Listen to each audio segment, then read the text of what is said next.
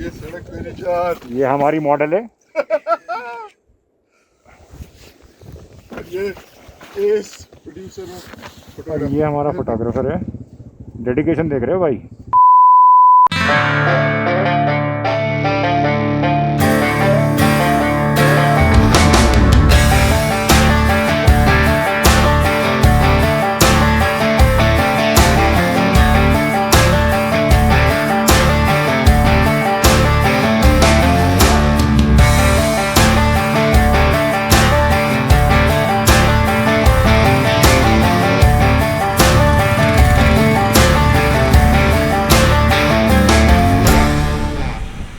Why we ride?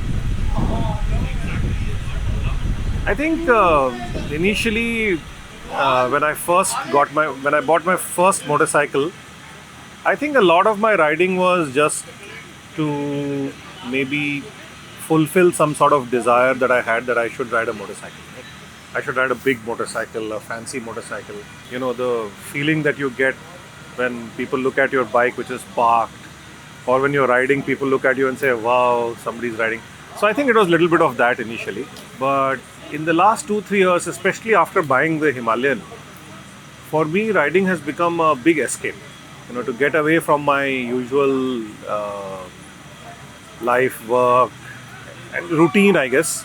Get away from the routine and go to places where it's not possible to go on a vacation. And only with certain kind of motorcycles it's possible. So for me, it's like just a battery recharge. Riding a motorcycle challenges me in many ways. It challenges, let's say, my balance. It challenges my fitness. It challenges my, capacity to be mentally tuned and attentive for so many hours.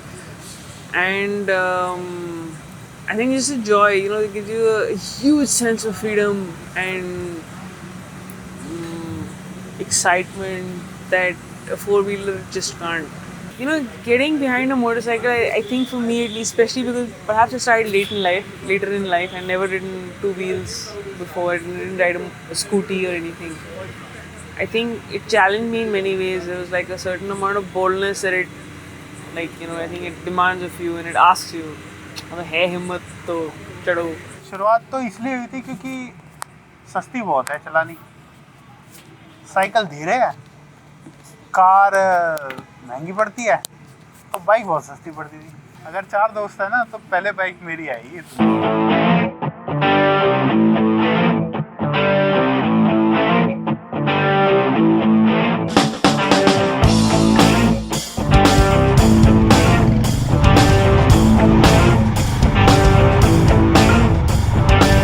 दिल क्या कहता है मेरा क्या मैं बताऊं, तुम ये समझोगे शायद मैं पागल हूँ.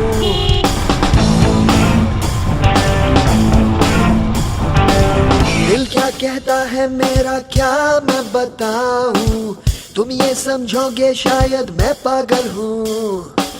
दिल करता है टीवी टावर पे मैं चढ़ जाऊं, चिल्ला चिल्ला के मैं ये सबसे कह दूं, है ये वक्त का इशारा, हर लम्हा पुकारा. यूं ही देखता है क्या तू, जिंदगी मिलेगी ना दोबारा.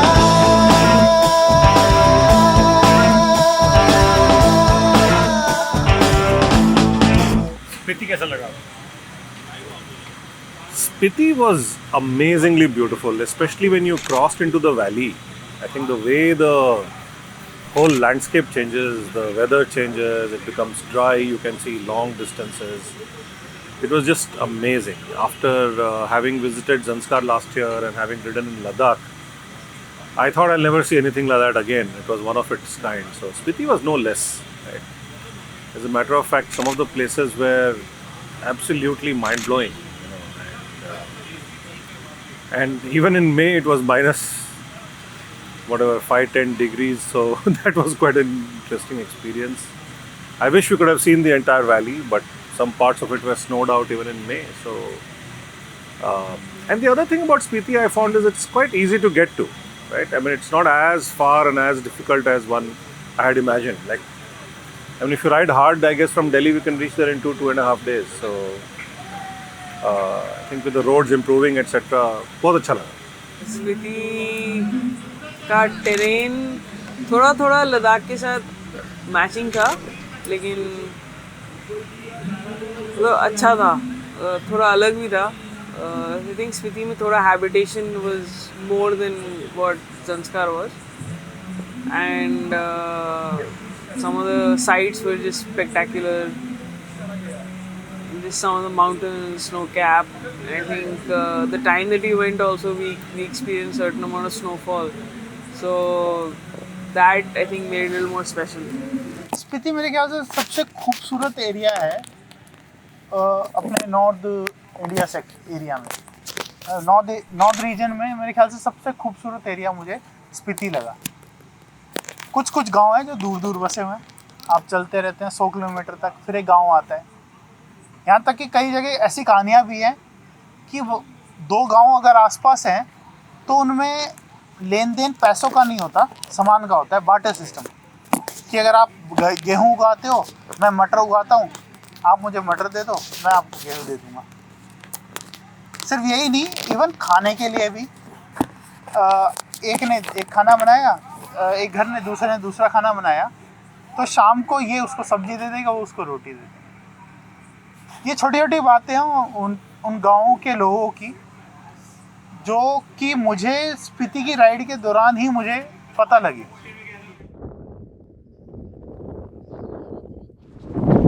कैसा लग रहा है नितिन इधर आके?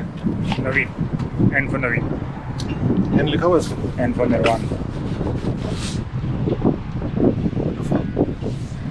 How are you feeling here in front of this river?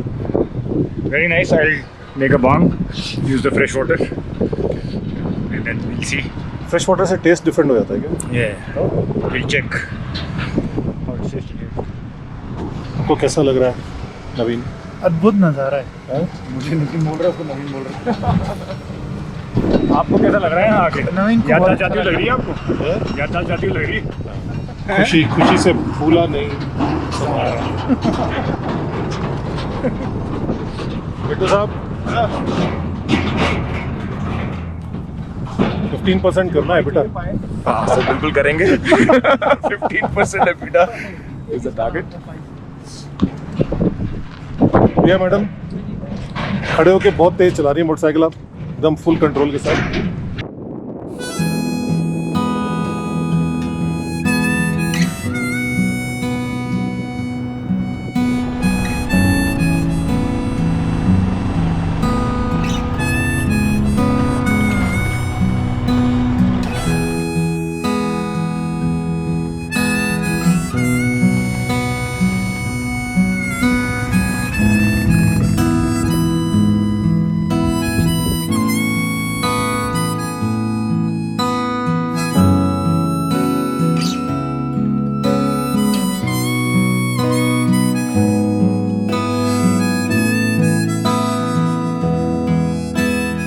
How do mountains make you feel?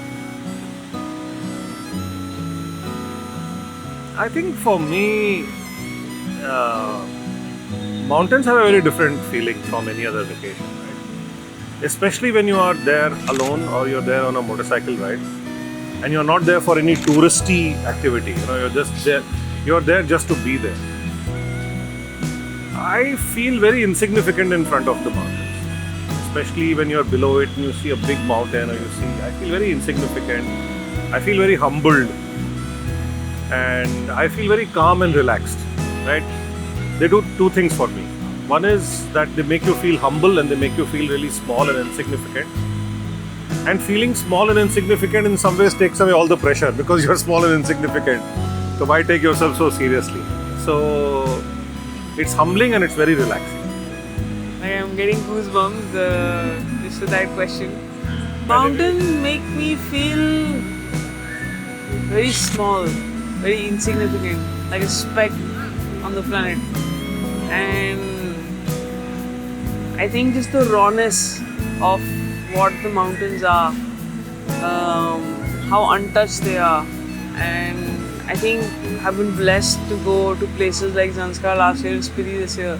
You go to a place like Spiti, you get a flavor of what the real world is like. And I remember sharing this with a friend of mine during the trip, saying that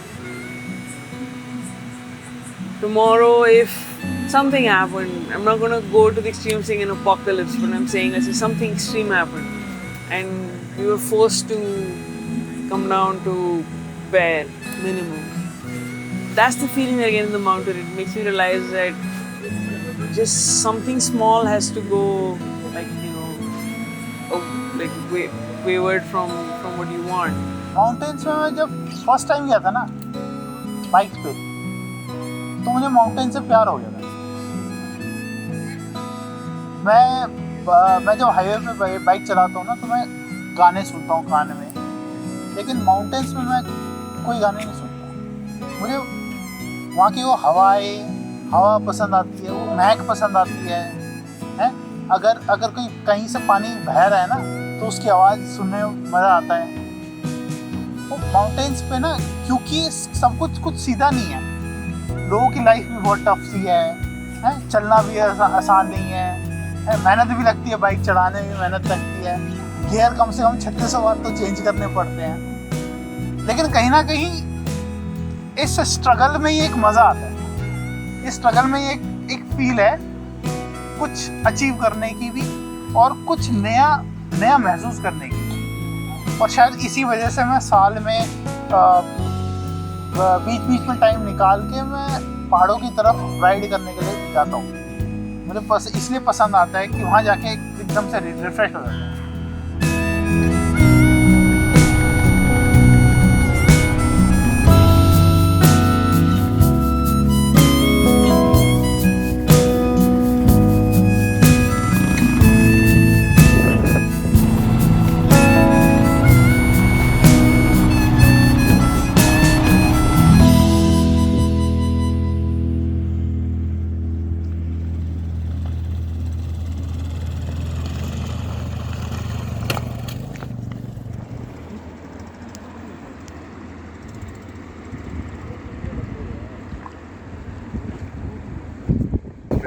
sampling करके testing करेंगे। हमारी laboratory है, what kind of alkaline nature of the water is, क्या इसका pH level है।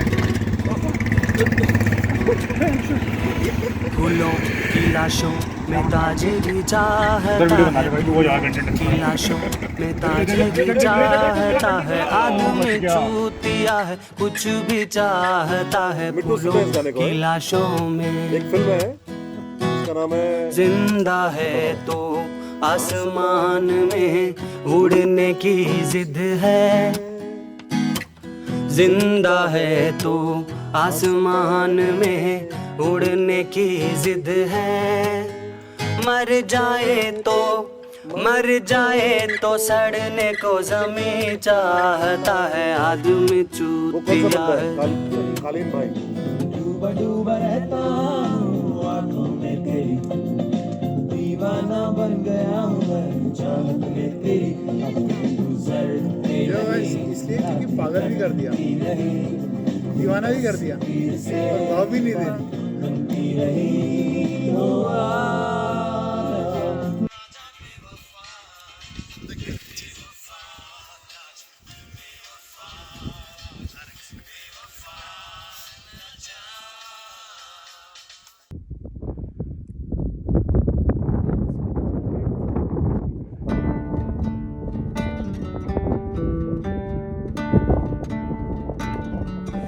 Bike और boots?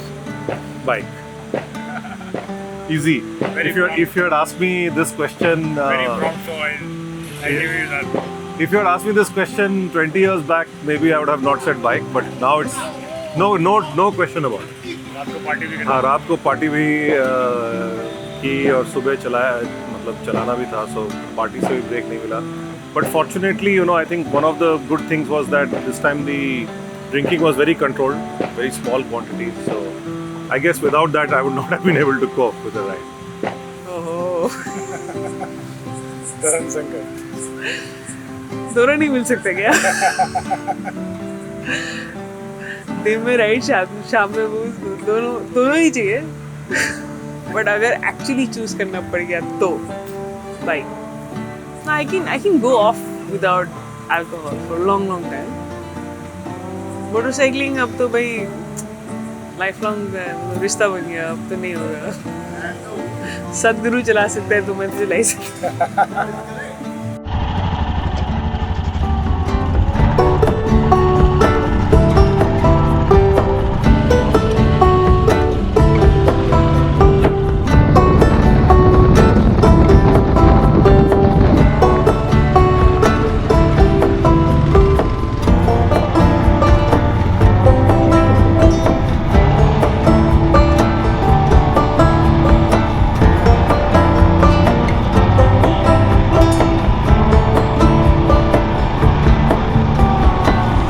Highlight क्या था आपके लिए?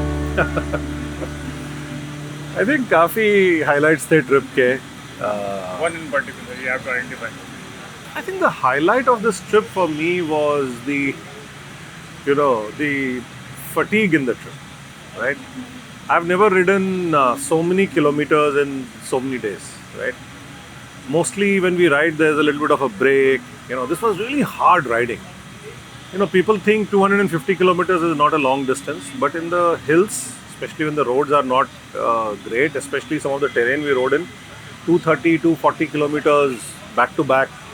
I think 3-4 days in a row we rode, never had any break in this trip. So I guess that was the highlight, how tough it was to just keep your energy level up and keep riding day after day. And for me, that was a new experience and certainly a highlight. Tabo was Snowfall. bit of everything. I think there was like a vibe about that place. Maybe because the monastery or something, the energies over there were they were just great. There's something very vibrant and positively vibrant is what I would say about Tabo. And then the snowfall that happened in the evening, just like the timing of it was impeccable. Trip की highlight थी मेरे ख्याल से काजा. जब वो एक जगह जहाँ जाना चाहते थे वो पहुँच गए ना, ठहराव था. वो एक दिन आराम से बैठ के वो काजा तक पहुँचने का फील था. सामने पहाड़ देखना जिसे नदी के साथ में से जा रही हो, है, और वो ठंडी ठंडी हवा और रात को तारे. इतने तारे मेरे ख्याल से लास्ट टाइम मैंने जब पिछली बार 6 साल पहले कभी देखे होंगे, 6-7 साल पहले, इतने सारे तारे आसमान में देखना. और फिर रात को हम जब गए थे, उतरे थे रात को 12-1 बजे और शूटिंग स्टार्स देख रहे थे. तू कहता अरे देख हो गया. अरे मुझसे छूट गया यार. अरे वो देखो हो गया, मैंने देखा. शायद कितने शूटिंग स्टार्स देखे होंगे. वो वहीं जाके फील है, वो यहाँ मिलती नहीं.